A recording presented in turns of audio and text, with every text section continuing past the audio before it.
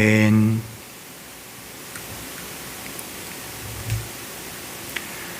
반갑습니다.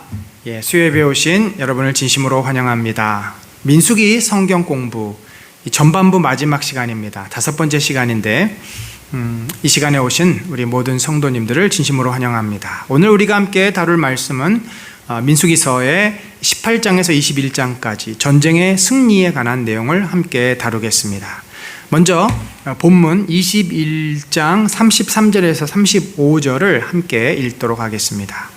그들이 돌이켜 바산길로 올라가매 바산왕 옥이 그의 백성을 다 거느리고 나와서 그들을 맞아 에드레이에서 싸우려 하는지라.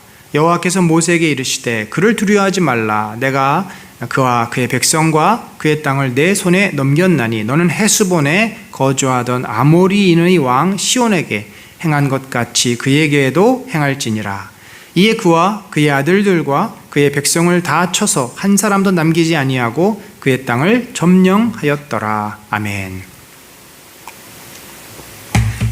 자, 여러분, 저희가 이 민수기를 살펴보면서 민수기의 전반부 1장에서 21장까지 이 가데스 바네아에서 방황을 하고 이제 모압 평지까지 가는 그 시점까지 오늘 우리가 함께 살펴보고 있습니다. 그래서 모압 평지에 다다라서부터는 이제 22장 이후의 내용들이 또 그렇게 펼쳐지겠죠. 자, 그래서 이제 이렇게 도표로 보면은 1세대가 오늘까지 살펴보는 이 민수기 21장에서 실패를 하게 됩니다. 1세대가 이 정탐 사건 이후에 방황을 하고 모압 평지까지 갔지만 거기서 더 이상 그들이 하나님을 신뢰하지 못하고 광야에서 다 1세대가 죽고 1세대의 지도자인 모세와 아론마저도 가나안 땅에 들어가지 못하는 이제 그 내용을 우리들이 살펴봅시다. 그래서 이 전체적으로 보면은 맨 앞부분 1장에서 4장까지는 행군을 위한 인구조사가 나와 있고요. 거기서 이제 12지파는 이스라엘 군대로서 재편성이 되고 레위인들은 성전의 봉사자로 불렀지만 결국 이 전쟁에 있어서 이것이 여호와의 전쟁임을 드러내주는 그 여호와의 법궤를 메고 행진하는 이제 그러한 행진의 모습들을 또 설명을 하고 있습니다.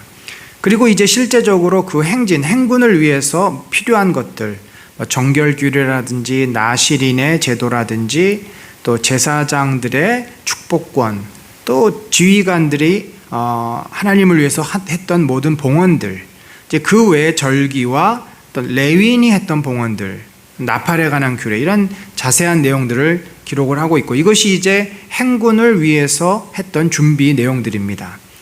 그리고 나서 시내산에서부터 바란 광야까지 갔고 또 그 사이에 디베라 또 기브롯 핫다와 여러 지역을 거치면서 주로 무슨 사건이 일어나냐면 이스라엘 백성이 여호와 하나님을 거역할 뿐만 아니라 또 실제로 모세의 지도권을 리더십을 도전하는 그런 일들이 계속 일어납니다. 그 후에 드디어 가나안 정탐꾼들의 그 보고를 듣고 열 정탐꾼들의 부정적인 보고를 듣고 이스라엘 백성이 하나님을 완전히 불신하고 하나님으로부터 등을 돌리는 그런 사건이 벌어집니다. 그래서 그 일로 말미암아 하나님이 이스라엘 백성을 광야에서 39년 동안 방황하게 하셨고 그 이후로도 고라가 반란을 주도했다든지 그런 일들이 계속 일어납니다. 그럼에도 하나님께서는 제사장과 레위인들에 대해서 새롭게 규례를 주시고 또 오늘 우리들이 살펴볼 내용들입니다. 붉은 암송아지의 그 제와 정결에 대한 또 규례를 주시고 그럼에도 불구하고 지도자들이 결국은 가나안 땅에 들어가지 못하는 그런 내용, 그리고 나서 이제 모압 땅으로 이동하면서 생긴 전쟁과 불뱀 사건들을 기록하고 있습니다. 함께 보겠습니다. 18장에 보면은 제사장과 레위인들이 임무와 그들이 감당해야 될 기업들을 또다시 한번 강조하고 있습니다. 그래서 이 민수기는 레위기가 아님에도 불구하고 레위인들에 대한 이야기를 많이 다룹니다. 그만큼 이 모세오경에서 이 제사와 관련한 성막과 관련한 일들이 매우 중요하게 다뤄지고 있죠. 그래서 아론과 그 아들들이 이제 제사장이 되고요. 그래서 그들에게 무엇을 맡겼냐면 성소에 대한 죄를 담당할 것이요. 그러니까 이것은 이스라엘 백성의 죄를 용서받기 위해서 그 죄 용서, 속건제, 속죄제 이런 것들을 담당하라는 것입니다. 또한 너희의 제사장 직분에 대한 죄를 담당할 것이니라. 그래서 제사장들도 역시 죄를 지을 수 있기 때문에 그것도 이 아론의 자손들이 그들의 죄 또한 이제 속죄해 주는 역할을 하라는 거죠. 그러면 레위인은 뭐하냐? 레위인은 내 직무와 장막의 모든 직무를 지키려니와 성소의 기구와 제단에는 가까이 하지 말라. 또 4절에 보면 레위인은 너와 합동하여 장막의 모든 일과 회막의 직무를 다하라. 그러니까 레위인은요, 레위인 가운데 아론의 후손에게만 인간의 이스라엘 백성의 죄를 속죄하는 그 제사장으로서의 특별한 고유의 중보 사역을 맡겼고, 나머지 레위인들은 이 성막과 그 회막을 관리하는 일을 맡깁니다. 대신에 그들이 관리한다고 해서 그러한 성물들을 함부로 만지거나 함부로 대하면 어떻게 됩니까? 그들이 죽게 될 것이다. 이미 성전에서 잘못된 불을 또 들였다가 그 홈니와 비느하스가 죽임을 당하는 그런 일들이 있었지 않습니까? 그래서 이 부분에 대해서 굉장히 하나님이 엄격하게 레위인이라 할지라도 성막과 그 모든 것을 함부로 만지지 못하는, 특별히 제단에 가까이 하지 못하는 그런 엄명을 내립니다. 그리고 나서 아론과 그 아들들을 택해서 그들에게 모든 직분을 주신다는 내용을 반복적으로, 앞에 했던 내용을 다시 7절에 너와 내 아들들은 제단과 휘장 안의 모든 일에 대하여 제사장의 직분을 지켜 섬기라. 내가 제사장의 직분을 너희에게 선물로 주었다. 여기서 선물이라는 단어는 은혜라는 표현입니다. 하나님의 은혜로 그들이 택함을 받은 것입니다. 그래서 그들은 자신들이 받은 이 고유의 직분, 다른 사람은 할 수 없는 직분을 충성스럽게 감당하도록 하나님이 부르신 것입니다.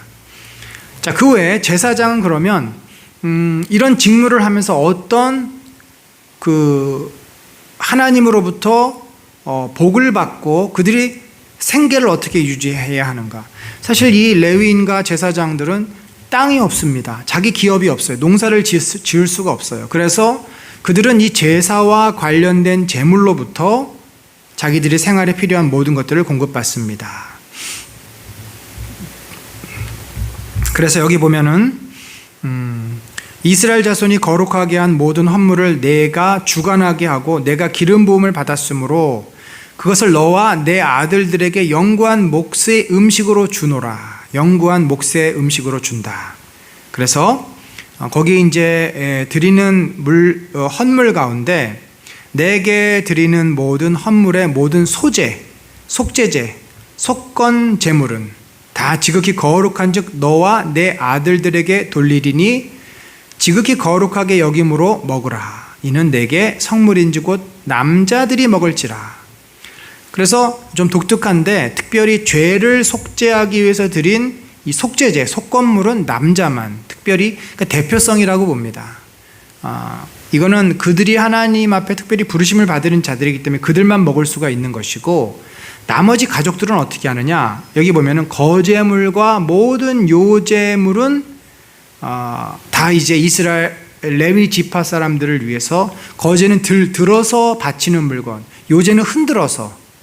그러니까 여기에는 뭐 고기도 있을 수 있겠고, 곡식도 있을 수 있겠고, 뭐 다양한 포도주도 있을 수 있겠고, 그런 것들을 이들이 이제 자기들의 생계에 필요한 것으로 썼다는 것입니다. 구체적인 품목을 보면은 땅에 처음 익은 모든 열매는 다 내 것이니 내 집에서 정결한 자마다 먹을 것이라. 그래서 초태생 또는 처음 익은 열매를 하나님께 가져 바치면 이제 그거를 제사장들이 그 열매를 먹었던 거죠. 그래서 옛날에 뭐 해봐야 몇십 년 전에 우리 부모 세대는 뭔가 이렇게 좋은 게 생기면 제일 먼저 목회자에게 갖다 드렸습니다. 목사님들에게. 그러니까 이게 이제 구약의 말씀을 우리 그 선배들은 그대로 자기들의 삶에 받아들이고 순종한 것입니다. 뭐 굳이 사실 그럴 필요는 없지만, 왜냐면 지금 신약 시대이니까. 그러나 그 마음만은 하나님께서 귀하게 여기시지 않을까. 그러니까 목회자를 구별된 하나님의 종으로 여기고 그 하나님의 종을 특별히 섬기기 위해서 여기 처음 익은 열매, 초태생 이런 것들을 제일 먼저 이렇게 갖다 드리는 그 태도, 그 마음을 하나님께서 귀하게 여기실 줄로 압니다. 그러나 실제로 고대 시대에는 그러한 것들을 통해서 이 제사장들이 먹고 살 수가 있었던 것입니다.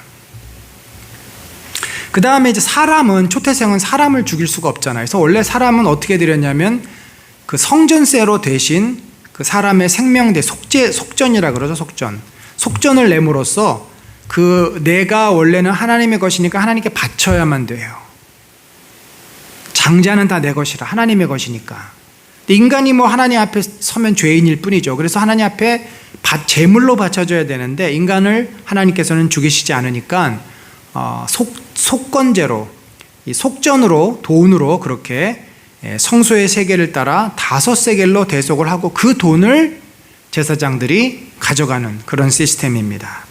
또한 처음 태어난 소나 양이나 태어난 염소는 대속하지 말고 그것들은 거룩한 즉 그 피는 제단에 뿌리고 그 기름을 불살라 여호와께 향기로운 화제로 드리며 그 고기는 제사장들이 가져가는 겁니다. 소나 염소나 양의 초태생, 여기 보면은 피하고 기름은 다 떼서 그거는 하나님께 드리고, 왜냐하면 그 피하고 기름은 인간이 못 먹잖아요.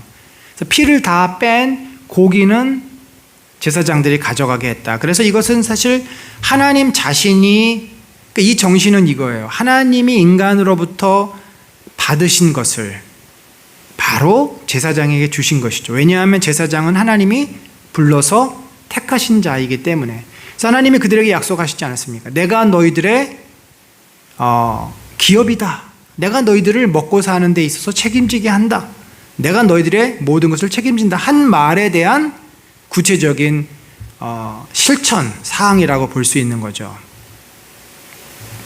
이스라엘 자손이 여호와께 거제로 드리는 모든 성물은 내가 영구한 몫의 음식으로 너와 내 자손에게 주리니 이는 여호와 앞에 너와 내 후손 사이에 영원한 소금 언약이다. 이 소금 언약이라는 것은 뭐냐면 변하지 않는 언약이라는, 굳건한 언약을 말해요. 소금을 뿌리면 어떻게 됩니까? 썩지 않지 않습니까? 또 비온 땅에 소금을 뿌리면 땅이 말라요. 단단해져요. 그래서 이 소금 언약이라고 하는 것은 언약이 절대 깨지지 않는 견고한 언약을 말합니다. 그래서 이스라엘 자손의 너희들은, 아론 자손은, 레위인들은 땅에 기업도 없겠고 그들 중에 아무 분깃도 없을 것이나 내가 여호와 하나님이 이스라엘 자손 중에 내 분깃이요 내 기업이 된다라고 말씀을 하고 있는 거죠. 자, 그러면 제사장들 말고 레위 지파가 수가 더 훨씬 많죠. 그 사람들은 어떻게 생계를 유지했습니까? 이스라엘 자손이 여호와께 거제로 드리는 11조를 레위인에게 기업으로 주었으므로, 이 거제로 들어서 드리는 모든 물건의 재물의 10분의 1은 레위인들이 가져갔다는 것입니다. 그래서 그 11조로, 그러니까 이 이스라엘 백성들이 하나님 앞에 예배 드리지 않고 거제를 드리지 않으면 레위인들은 어떻게 돼요? 굶을 수밖에 없는 것입니다. 오늘날도 같은 원리죠. 교회가 문을 닫고 또 성도들이 헌금을 하지 않고 이렇게 되면 목회자들은 소위 말하는 투잡을 뛸 수밖에 없는 거예요. 교회가 목회자들의 생계를 책임질 수 없으면은 목회자가 스스로, 그래서 당시의 레위인들이 여호와를 경외하지 않고 유월절도 지키지 않고, 그 얘기는 뭐냐면 제사도 드리지 않았던 이스라엘 백성이, 그러니까 오늘날로 말하면 예배가 없어진 거예요. 교회에서 교회 건물은 있는데 예배를 안 드려. 그러니까 이 예배를 주관하던 레위인들이 어떻게 돼요? 어디 가가지고 장사하고 또 어디 뭐 놀던 땅 같은 데 가가지고 농사 짓고 지금 그러고 있는 거예요. 왜? 먹고 살아야 되니까. 그러니까 얼마나 하나님이 속이 타들어 가시겠습니까? 레위인은 자기들이 11조, 하나님으로부터 11조를 받았지만 그 받은 11조의 11조를 다시 거제로 여호와께 드리도록 그렇게 이제 말씀을 하고 있습니다. 또 너희가 그 중에서 아름다운 것을 가져다가 드리고 남은 것은 너희 레위인들에게는 타작 마당의 소출과 포도즙 틀의 소출같이 되리니 너희와 너희의 권속이 어디서든지 이것을 먹을 수 있다. 그것은 회막에서 일한 너희의 보수임이라. 그러니까 그것이 타작 마당의 소출, 곡식이죠. 또 포도주, 기름, 고기, 그것이 이 유대인들에 있어서 생활 필수품입니다. 포도주와 올리브유와 또 곡식과 또 고기, 이것이 이 사람들의 어떤 주식이었는데 이거를 레위인들이 받아서 그 중에 10분의 1을 생활비로 받아요. 그러면 다시 자기들도 거기에서 10분의, 그러니까 100분의 1이 되는 거죠. 그걸 다시 여호와께 바치면 그것은 누가 갖냐면은 대제사장들이 갖습니다. 그렇게 해서 하나님은 철저하게 레위인들이 생활할 수 있도록 제도적으로 다 이렇게 마련해 놓으신 것입니다. 자, 19장에 보면은 붉은 암송아지의 제에 대한 규례인데 여기 보니까 온전하여 흠이 없고 아직 멍에 매지 아니한 붉은 암송아지를 내게로 끌어오게 하고 너는 그것을 제사장 엘르아살에게 줄 것이요 엘르아살은 어떻게 진영 밖에서 그걸 잡아서 죽입니다. 그래서 엘르아살은 손가락에 그 피를 찍고 피를 회막 앞에 향하여 7번 뿌리고 또 그 암소를 자기 목전에서 불사르게 하되 가죽과 고기와 피와 똥을 불사르게 하고 동시에 제사장은 백향목과 우슬초와 홍색실을 가져다가 암송아지를 사르는 불 가운데 던지라. 그래서 이 붉은 암송아지, 이건 뭐냐면은 순전한 재물을 상징하죠. 아직 멍에 매지 아니한, 온전하게 흠이 없다. 또 멍에 매지 않다. 붉다란 것은 좀 젊고 싱싱한 그런 것을 상징하죠. 그러니까 영하다는 겁니다. 늙지 않은. 그러니까 이 재물이 상징하는 것은 하나님 앞에 가장 최선의 어떤 헌신의 마음, 헌신의 모습을 보인다고 할 수 있겠죠. 자, 제사장은 자기의 옷을 빨고 물로 몸을 씻은 후에 진영에 들어갈 것이라. 그 저녁까지. 그러니까 이게 뭐냐면은 이렇게 붉은 암송아지를 하나님 앞에 드렸잖아요. 바쳤잖아요. 그런데 이제 다 불이 타고 나서 재가 날릴 것이고 재가 몸에 붙지 않겠습니까? 그러면 그 재가 몸에 붙은 제사장들이 부정하게 된다. 이게 왜냐하면 이 암송아지는 제물입니다. 제물은 하나님께 드림받아요. 인간의 모든 죄를 대신 속죄하는 어떤 죽음의 상징이죠. 죄의 덩어리라는 것입니다. 그러니까 우리가 인간이 죄를 지으면 저렇게 하나님 앞에 심판을 받아서 죄처럼 변하게 돼요. 근데 그 저주와 죽음, 지금 시체잖아요, 그게. 저주와 죽음의 죄를 가장 거룩해 해야 될 제사장들이 이걸 일을 하다 보니까 죄가 어떻게 몸에 달라붙고 막 그름이 생기고 얼굴이 시꺼매지고 이렇게 되지 않겠습니까? 그랬을 때 그 사람은 부정하게 돼서 어떻게 돼요? 자기의 옷을 빨고 물로 몸을 씻은 후에 진영에 들어갈 것이라. 그는 저녁까지 부정하리라. 그래서 이 부분은 어떤 종교적인 의미도 있겠지만, 그러니까 제사장은 항상 죽음을 경험하는 자의 위치예요. 제사장이라는 위치는 인간의 죽음 대신에 동물의 죽음을 항상 직면해야 하고, 그 죽음이라는 것은 저주고 심판인데 인간의 죄를 용서받기 위해서 하나님이 심판하시는 것을 그 중간에서 봐야 되고 경험하는 자리가 제사장이에요. 그러니까 이 사람도, 이 제사장도 얼마든지 부정해질 수 있고 더러워질 수가 있다는 그런 의미에서 스스로를 항상 정결하게 해야 된다. 다시 말해서 일종의 이런 거죠. 상담을 받는 사람, 상담가가 상담을 자기도 또 받습니다. 그러니까 이 상담이라는 것은 굉장히 깊은 정서적인 정신적인 노동인데 사람이 너무 지치고 그냥 이 안에 있는 뭔가가 쑥 빠져나가는, 기가 다 빠져나가는 느낌이기 때문에 본인도 상담을 받는다는 거죠. 그리고 목회자들은 어떻게 보면 성도들의 모든 삶의 애환과 영적인 고통과 이 모든 것을 끌어안고 기도해주고 그거를 품어주는 목양이지 않습니까? 그런 위치에 있다 보면 우리 목회자들은 어때요? 목회자들도 지치고 또 속이 썩어 들어갈 수가 있고 자기 자신의 문제도 있을 수 있고, 그렇기 때문에 목회자들은 어떻게 해요? 스스로가 늘 하나님 앞에 정결하게 되는, 스스로를 하나님 앞에서 다 드러내놓고 회복하고 치유하는 그런 것과 같은 원리라는 거죠. 그러나 여기 이제 그거 외에도 일종의, 이게 성경을 잘 보면요, 레위기와 민수기의 제도를 보면은 두 가지 항상 의미가, 하나는 이런 종교적인 의미도 있지만 또 하나는 이 위생상의 문제도 있습니다. 그 죄를 온몸에 뒤집어 썼으니 그 몸을 깨끗하게 씻어야 되지 않겠어요? 그런 의미에서 반드시 몸을 씻은 후에 진영에 들어가라, 그렇게 이제 규정을 하고 있습니다. 또 옷도 물로 빨고 그 몸을 씻어 정결케 하라.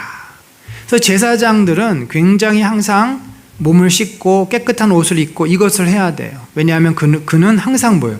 시체, 동물의 시체를 만지는 위치이기 때문에 동물의 시체에는 뭐가 생겨요? 이 바이러스가 발생하고 거기서 잘못하다간 전염병이 돌 수도 있습니다. 그러니까 하나님께서 늘 이런 것을 아시기 때문에 제사장에 대해서는 항상 외적으로도 정결하게 하시고, 또 그 제물이 상징하는 그 죄 덩어리, 죄에 대한 어떤 정결에 대해서도 항상 하나님이 염두를 해두신다, 그런 의미입니다. 더군다나 이 사람의 시체를 만진 자는 더 심각하죠. 사람의 시체를 만진 자는 이래 동안 부정하리니. 왜냐하면 누가 죽으면 제사장에 가서 죽음을 확인, 그러니까 제사장은 오늘날 의사 역할도 합니다. 그래서 누가 피부병이 생기거나 문둥병이 발하면 제사장에 가서 그거를 판결을 해줘야 돼요. 또 누가 죽으면 그 죽음을 확인도 합니다. 그래서 사람의 시체를 만진 자는 왜 만졌겠어요? 원래 만지지 못하게 돼 있잖아요, 레위인들은. 근데 어쩔 수 없이 만졌을 경우에는 이래 동안 부정하리라. 그러니까 7일이라고 하는 것은 혹시 시신에서 바이러스 같은 것이 돌고 어떤 전염병이 돌면은 적어도 7일 동안 멀쩡하면 괜찮은 거죠. 그래서 참 성경을 보면은 7일 동안은 격리를 시켜요. 우리가 코로나 바이러스 걸리면 며칠 격리됩니까? 7일이지 않습니까? 놀랍지 않습니까? 고대 시대에 어떻게 이렇게 하나님의 그 인간의 모든 위생 문제를 다 아시기 때문에 이런 규정을 두신 것입니다. 그러면 정결하려니와 셋째 날과 일곱째 날에 자신을 정결하게 하지 아니하면 그냥 부정하니, 누구든지 죽은 사람의 시체를 만지고 자신을 정결하게 하지 아니하는 자는 여호와의 성막을 더럽힘이라. 그가 이스라엘에서 끊어질 것은 정결하게 하는 물을 그에게 뿌리지 아니하였으므로 깨끗하게 되지 못하고 그 부정함이 그대로 있습니다. 그래서 반드시 시신을 만진 자는 이래 동안 격리하고 정결하게 해야 한다는 것. 또한 장막에서 사람이 죽을 때, 노안으로 죽고 병에 걸려 죽을 수 있잖아요. 그랬을 때 누구든지 그 장막에 들어가는 자와 그 장막에 있는 자가 이래 동안 부정할 것이다. 그 죽은 시신에서 무슨 병균이 나온 줄 알아요?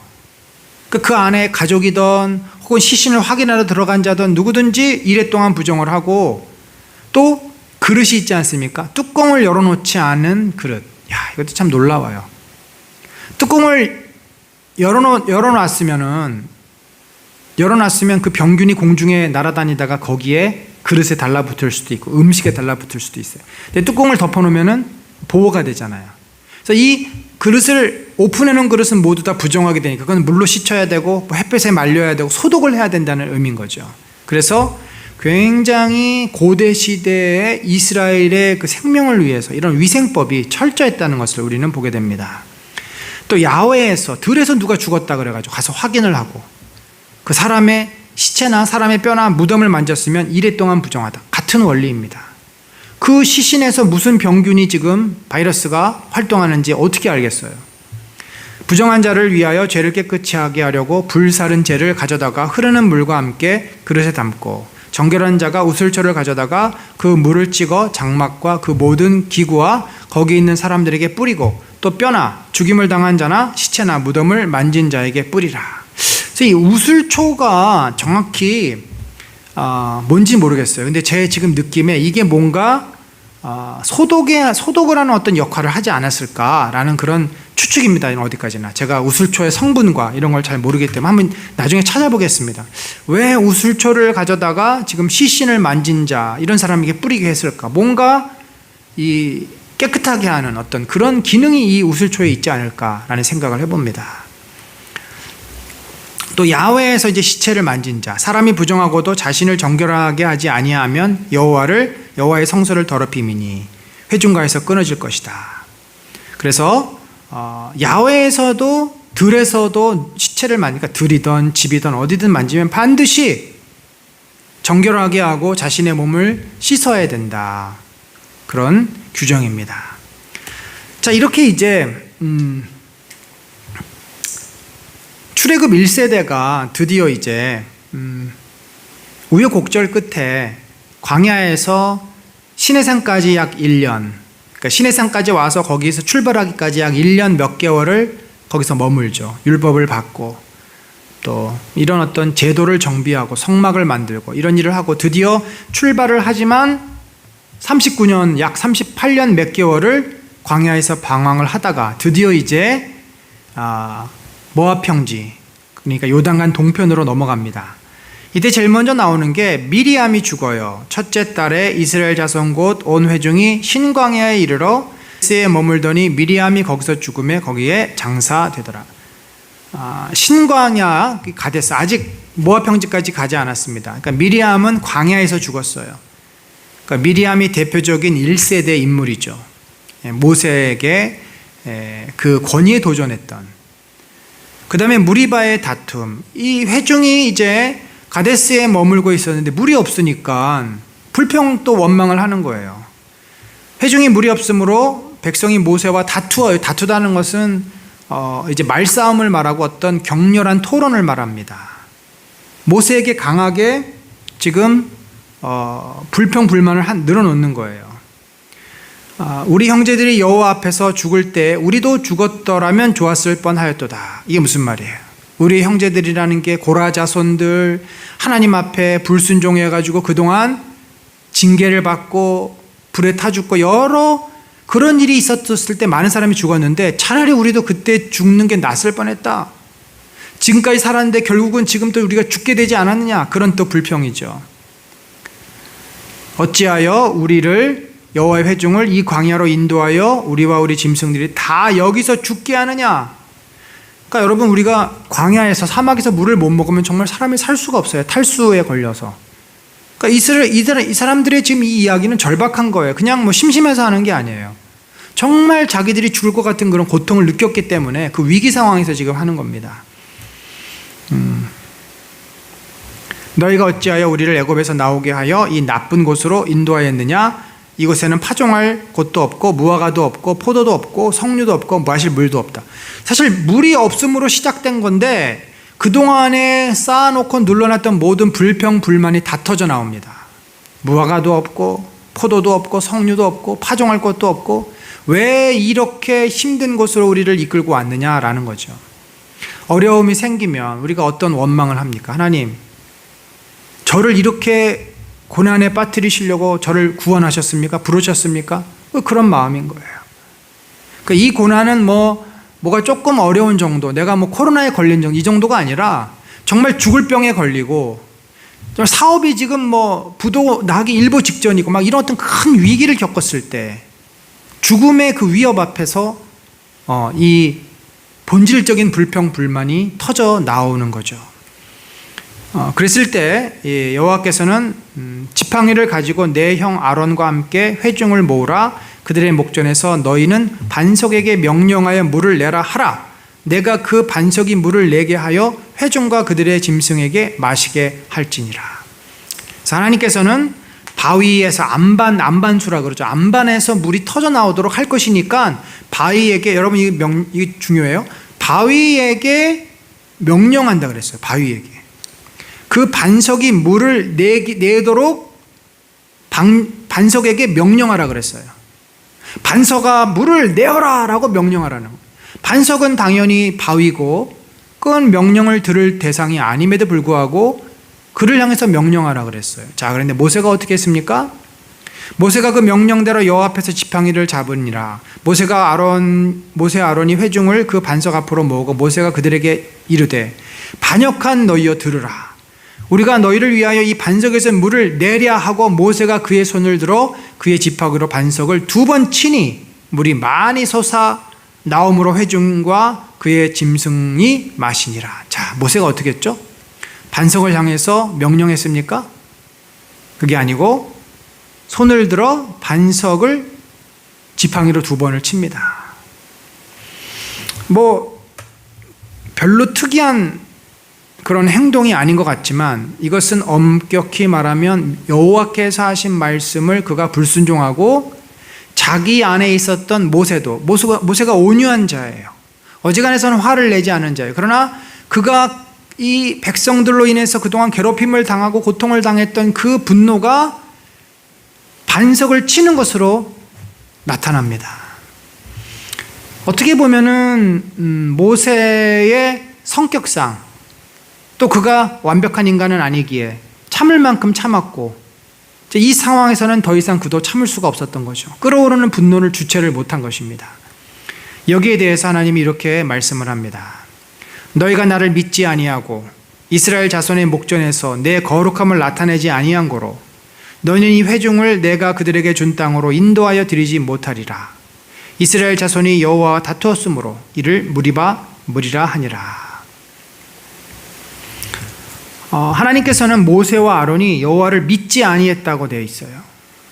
그러니까 이런 어려움이 당했을 때 하나님께서 해결해 주시겠지 그들이 기대하고 하나님께 기도하면 하나님이 이 문제를 풀어주시는데 그런 마음으로 하나님 앞에 기도하고 하나님께 구한 것이 아니라 그들도 열이 받고 화가 나서 어떻게 보면 하나님 앞에 자신들의 분노를 그대로 표출한 것입니다. 하나님은 여기에 대해서 그들에게 실망하신 거죠. 너희가 지금 이렇게 오랜 시간 동안 나의 능력과 나의 계획들을 봐와놓고도 정말 조금만 더 가면 가나안 땅인데 이 시점에서 너희들은 어찌하여 인간의 그 연약한 모습을 드러내느냐. 그리고 하나님께서 그들을 가나안 땅으로 인도하여 드리지 아니하시겠다. 어떤 의미에서 보면 모세와 아론은 출애굽 1세대의 지도자였고 너희들의 연약함 그대로 그 출애굽 1세대와 함께 이곳에서 머물러라. 근데 어떻게 보면요, 이것이 저는 그렇게 생각합니다. 이것 때문에 출애굽 1세대의 그 백성들이 오히려 위로를 받을 수 있지 않을까. 자기들도 못 들어가는데 모세 아론도 못 들어갔잖아요. 그러니까 만약에 모세와 아론이 싹 들어가고 여호수아 갈렙 4사람만 들어갔으면 이 나머지 사람들은 뭐가 되는 겁니까? 그러니까 우리가 이 광야에서 죽은 사람들을 이해할 때 이들은 구원받지 못했다라고 말할 수는 없어요. 왜냐하면 모세와 아론도 가나안 땅에 들어가지 못했어요. 그들이 구원을 받았는지 그들이 멸망을 당했는지는 그들이 하나님을 믿는 자는 구원을 받았을 것이고, 그래서 우리가 좀 이렇게 대충 보면은 고라자손이라든지 하나님 앞에 대적했던 자들은 구원을 받지 못한 것입니다. 왜냐하면 심판을 받았어요. 그러나 심판을 받지 않았던 대다수의 사람들은 하나님의 품으로 돌아간 거죠. 다만 그들이 가나안 땅에서 누리는 젖과 꿀이 그 축복을 놓친 겁니다. 무엇 때문에? 불평, 불신, 원망, 그리고 고집스러움들 때문에. 여러분 똑같아요. 우리 인생과 우리가 이 땅에 살면서 정말 하나님을 떠나고 하나님을 거부했기 때문에 심판을 받는 것이 아니라 우리가 믿음 안에 있으면 구원을 받습니다만 가나안의 축복을 누구는 누리고 어떤 사람은 가나안의 축복을 누리지 못하는데 결국 뭐예요? 하나님을 온전히 신뢰하지 못하고 늘 불평, 불만, 또 하나님에 대한 어떤 대적의 마음, 고집스러운 마음이 있으면 목이 곧은 백성이라고 그러죠. 그 사람들은 결코 가나안의 그 영광과 축복을 누리지 못해요.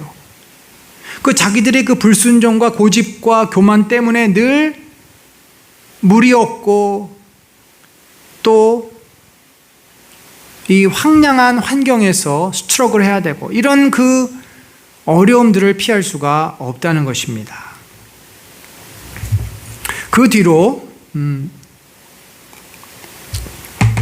이제 이스라엘이 모압으로 들어가기 위해서 에돔 지역을 지나도록 제안을 합니다만, 우리가 그 에돔 지역을 지나가지만 밭이라든지 뭐 우물이라든지 이런 거 하나도 건드리지 않고 그냥 그 땅만 지나가겠다. 근데 여러분, 한두 명이에요. 한 200만 명에서 한 400만 명 되는 어마어마한 때가 지나가니 이 모압 에돔 입장에서도 두려운 거죠. 저 백성이 밀고 들어오면 우리는 다 끝장이다. 그러니까 애당초 난민들이 들어오는 것을 모든 나라들은 다 봉쇄를 합니다. 또 미국도 이 멕시코 사람들이 오는 것을 봉쇄하기 위해서 텍사스 쪽에 보면은 막 펜스를 쳐놓고 월담을 못하게 하고 전기 철조망을 쳐놓고 이렇게 다 막아요. 그래야 자신들이 보호가 되니까. 그래서 에돔도 막았기 때문에 할 수 없이 에돔을 우회해서 더 밑으로 내려가서 돌아갑니다. 그런 내용이고요. 그리고 나서 아론과 모세가 드디어 이제 마지막을 맞이하는데, 이스라엘 자손 곧 회중이 가데스를 떠나 호르산에 이르렀다. 호르산은 어디냐면은 이 아론이 죽은 곳입니다. 그러니까 에돔 남쪽이에요. 실제로 우리가 에돔을 가면은 거기 페트라라고 하는 그 암벽 도시가 있어요. 거기를 가는 그 과정 중에 호르산이 나옵니다. 그래서 호르산이라는 것은 이 에돔의 더 남쪽. 호르산에 이르렀더니 여호와께서 에돔 땅 변경 호르산에서 모세와 아론에게 말씀하시니라. 이르시되 아론은 그 조상들에게로 돌아가고 내가 이스라엘 자손에게 준 땅에는 들어가지 못하리니 이는 너희가 무리바 물에서 내 말을 거역한 까닭이라. 너는 아론과 그의 아들 엘르아살을 데리고 호르산에 올라가 아론의 옷을 벗겨 그의 아들 엘르아살에게 입히라. 아론은 거기서 죽어 그 조상에게로 돌아가리라. 그래서 엘르아살이 이제 대제사장의 역할을 합니다. 그 아론은 호르산에서 그 생애를 맞이하고 마지막을 마무리하고 조상에게로 돌아갔다는 말이 곧 하나님의 품으로 안겼다라는 구약적인 표현이에요. 그리고 나서 이제 21장에 나오는데, 21장에는 전쟁의 이야기가 나오는데, 우리가 잘 아는 시온 왕 옥하고 또 헤스본 왕 뒤에 바산 왕 옥하고 그 두 왕을 이기는 아모리 왕 시온과 그다음에 바산 왕 옥을 무찌르는 그런 내용이 나옵니다. 자, 여기 보면은 제일 먼저 불뱀 사건이 나오는데, 이 불뱀 사건은 니고데모와의 대화에서 예수님이 인용한, 그래서 아주 유명한 말씀이죠. 이제 호르산에서 출발하여 홍해길을 따라 에돔 땅을 우회하려 하였다가, 그러니까 이게 이제 호르산이 위쪽에 있고 에돔 땅은 아래쪽이잖아요. 그래서 이렇게 우회해서 내려오려고 그랬는데 또 돌아가니까 백성이 마음이 상하니라. 또 불평불만, 원망이 일어나는 거예요. 어찌 우리를 애굽에서 인도하여 내어 이 광야에서 죽게 하는가? 이곳에는 먹을 것도 없고 물도 없다. 늘 하던 소리입니다. 여러분, 우리가 불평불만, 원망하는 내용을 보면 맨날 똑같은 거 불평불만해요. 딴 거 안 합니다. 맨날 먹는 문제, 맨날 뭐 건강 문제, 그게 조금 내 마음대로 안 되고 힘들면 하나님 앞에 원망하고, 똑같아요, 레퍼토리가. 그랬을 때 하나님이 불뱀을, 곧 독사를 풀어서 그들을 물게 하셨고, 백성인들이 죽게 되니까 백성이 살려달라 그러지 않겠습니까? 그러니까 모세가 중보를 하죠. 그랬더니 하나님께서 뭐라 그러시냐면 불뱀을 만들어 장대 위에 매달아라. 물린 자마다 그것을 보면 살겠다. 그래서 이 장대 위에 매달아라, 이게 무슨 의미가 있을까? 이제 두 가지 의미로 봅니다. 장대 위에 매달린 불뱀이 왜 뱀을 매달으라 그랬을까? 뭐 우리 말하면 십자가를 매달라 그러지 않고, 뱀이라는 것 자체는요, 우리를 말합니다. 우리의 어떠한 그 죄성, 우리가 얼마나 악한 자들입니까? 뱀의 유혹에 넘어가서 하나님을 부인하고 하나님을 떠났던 자들이니까 우리는 다 뱀 같은 자들이에요. 그래서 장대 위에 매달린 뱀은 우리의 죄와 저주와 심판을 상징합니다. 그러니까 내가 너희들을 지금 심판해야 되지만, 너희가 저 장대에 매달린 뱀을 봄으로써 그 장대에 매달린 뱀이 너희 대신 심판을 받을 것이다. 그래서 너희는 심판에서 면제해 주겠다. 자, 그게 바로 뭐냐면 십자가라는 거죠. 그래서 바울은 십자가에서 예수 그리스도와 함께 우리가 십자가에 못 박혔나니 그런즉 이제는 내가 산 것이 아니요 나를 위해서 자신의 아들을 내어주신 예수 그리스도, 그분을 믿는 믿음 안에서 산다. 그러니까 이 십자가는 결국은 우리는 뱀으로서 그리스도와 함께 십자가에 매달렸고 거기서 우리의 죄는 용서를 받게 되는 거죠. 그러나 이것조차 믿지 않고 하나님을 신뢰하지 않는 자는 그나마 그 은혜도 누리지 못하고 죽게 됩니다.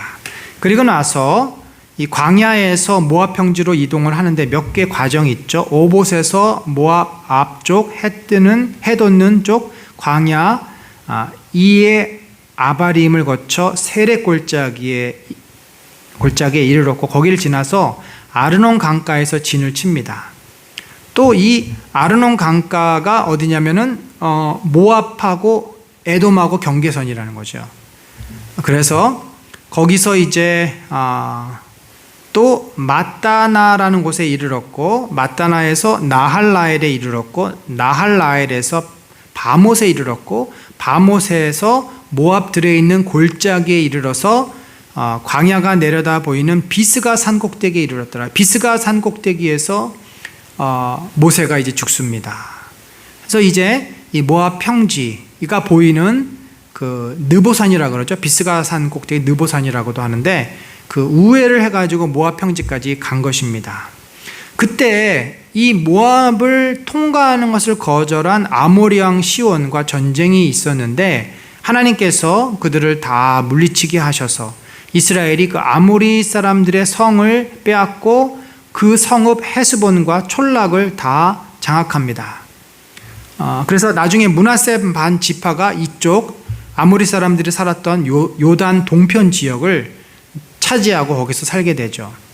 그래서 거기서 승리의 노래를 부릅니다. 승리의 노래를 부른 후에 다시 또 바산 왕, 이제 조금 더 위쪽에 있는 이 시온 왕 옥은 남쪽에 있었고 바산 왕 옥은 저 북쪽에 있어요. 북쪽 바산이라는 지역은 저 바산의 암소들아, 그렇게 이제 아모스서에서 그 북이스라엘 사람들의 그 귀부인들의 타락상을 얘기하는데, 바산이라고 하는 것은 가데스 지역이죠. 북쪽, 요단 북쪽. 거기서 바산 왕 옥이 내려옵니다. 내려오니까 사람들을 에드레이에서 싸우려 중간 지점입니다. 내려와가지고 모압 평지까지 내려왔는데, 그랬을 때 여호와께서 모세에게 이르시되 그를 두려워하지 말라. 내가 그와 그의 백성과 그의 땅을 내 손에 넘겼다. 그래서 결국 이스라엘 백성이 시온 왕 옥, 시온 왕, 아모리 왕 시온, 그 다음에 바산 왕 옥을 다 물리치는. 그래서 이것이 나중에 뭐가 되냐면 가나안 족속들에게 큰 두려움이 돼요. 왜냐하면 요단 동편을 이 두 왕이 장악하고 있었는데 그 요단 동편을 장악한 왕들이 그냥 이스라엘에게 다 넘어지지 않았습니까? 그걸 가지고 이제 가나안 땅 거민들이 두려워 떨게 되고, 우리가 잘 아는 여리고성 기생 라합은 그 소식을 다 듣고 정탐꾼들을 맞이하고 하나님을 믿게 되는 그런 거죠. 자, 우리가 이제 이 민수기 21장까지를 쭉 보면서 결국은 이겁니다. 이스라엘 백성이 애석하게도 광야에서 그들의 삶을 끝낼 수밖에 없었던 것은 다른 이유가 아니라 하나님에 대한 불신 때문이었어요. 하나님이 약속하신 것을 믿지 못하고. 그래서 우리들이 제일 뭘 못하냐면 기다리고 견디는 것을 잘 못합니다. 우리 자신의 신앙에 있어서나 우리 자신의 인생에 있어서나 자녀 교육에 있어서나 우리는 기다리고 견디면서 하나님의 뜻이 이루어질 때까지 그것을 잘 못해요. 그래서 이스라엘 백성도 원래는 한 2달, 3달이면 될 거를 그걸 못 기다려가지고 이게 2달, 3달이 약 40년이 되지 않았습니까? 그러니까 우리가 하나님께 기도했고 하나님께서 이루어 주실 것을 소망한 믿고 신뢰하고 기다리고 하나님의 뜻을 구하면은 그것이 우리 안에 이루어질 수 있는 기간이 있는데 그거를 못 견디고 못 기다리다 보니까 그것이 오래돼가지고 수많은 시간을 우리가 헤매고 방황하고, 그리고 그나마 방황을 해서 힘들어하다가 결국 하나님의 약속을 붙잡고 그 하나님의 뜻이 내 삶에 이루어지면 너무 감사하지만 그게 안 된 사람은 광야에서 인생을 마감하듯이 우리의 삶이 끝나야 될 수도 있다라는 것이죠. 사랑하는 성도 여러분, 내가 광야에 산다고 너무 절망하지 맙시다. 내 인생이 지금 이것도 없고 저것도 없고 매출하기도 고기도 없고 너무 뭐가 없어서 뭐가 부족해서 힘들다고도 하지 맙시다. 왜냐하면 하나님께서 우리에게 부족한 것도 아시고 우리의 삶이 광야라는 것도 아세요. 그러면 거기에 있게 하시는 뜻이 있습니다. 그것이 내 안에 이유이든지 아니면 하나님의 다른 계획이든지 다 그 과정이라는 뜻이 있어요. 그래서 우리가 그 과정을 잘 견뎌야 돼요. 믿음으로 이겨야 됩니다. 그러면 반드시 하나님께서 그 오합지졸 같은 자들을 가지고 아모리 왕 시온을 이기게 하시고 바산 왕 옥을 이기게 하시는 거죠. 그게 하나님의 놀라운 은혜와 능력 아닙니까? 우리에게 부르신 그 자리에서 원망하고 불평하고 무엇이 없다고 무엇이 부족하고 하나님을 향해서 불신의 마음으로 대적하기보다 나를 부르신 그곳에 하나님이 최소한으로 우리로 하여금 생존하도록 살아가도록 주신 것들이 있어요.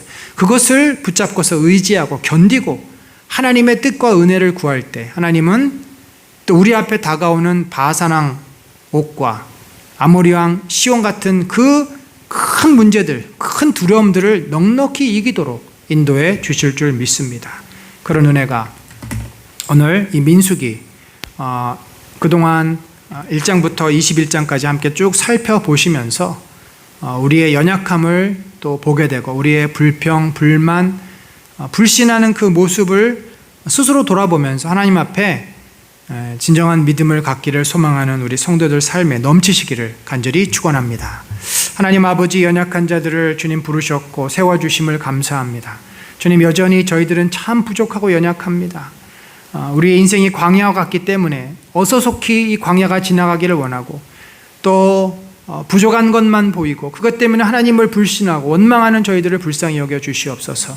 아버지, 주님은 분명 뜻이 있을 줄 압니다. 이곳에 머물게 하는 당신의 뜻이 있사오니 우리가 이곳에 있는 동안에 잘 견디고 우리가 그것들을 감당하게 하시고, 그래서 하나님께서 어떠한 적이라도 어떠한 세력을 만나더라도 결국은 우리로 하여금 이기게 하시고 승리케 하시는 분이라는 것을 믿고 주님을 의지하며 나가는 저희 모두가 되게 하여 주시옵소서.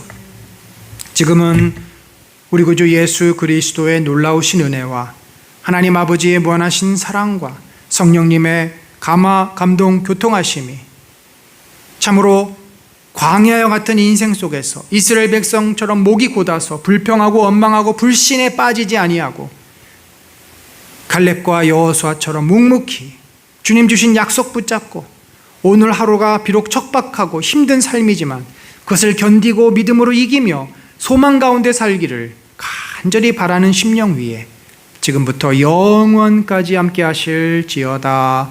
아멘.